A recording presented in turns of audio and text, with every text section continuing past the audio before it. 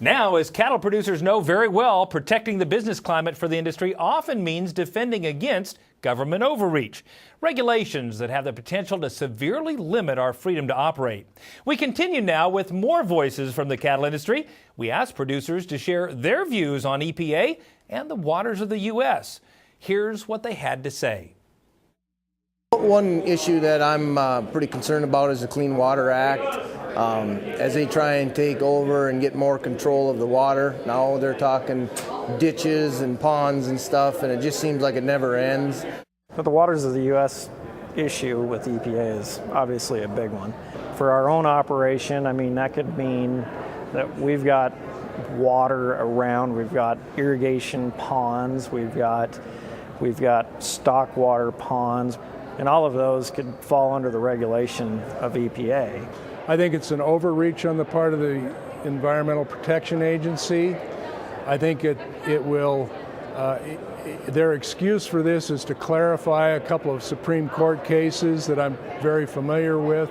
I think it will confuse the people out in the country. It'll make regulation much more difficult to comply with. It's definitely going to be a situation where the federal government will not only regulate waters under the Clean Water Act, but they'll be able to regulate the land that water is associated with. And that's a huge overreach. It's way beyond the scope of the Clean Water Act. It's a scary thing. You know, we've been doing the same things. We like to improve. We like to do everything right in our operation. But if they can just make a big blanket rule change, that would be hard on our operation and our family situation. But, you know, we try to work around everything we can to be profitable and do what's best for the environment.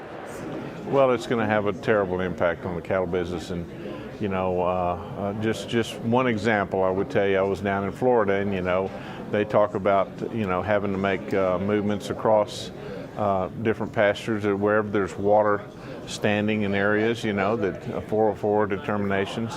Well, you know, somebody might have to actually get a permit to move their cattle from one pasture to the next. And in Florida, that's an everyday occurrence. So, you know, that's just one place. But I think this rule would affect just about every farmer and rancher, landowner, land operator in the United States.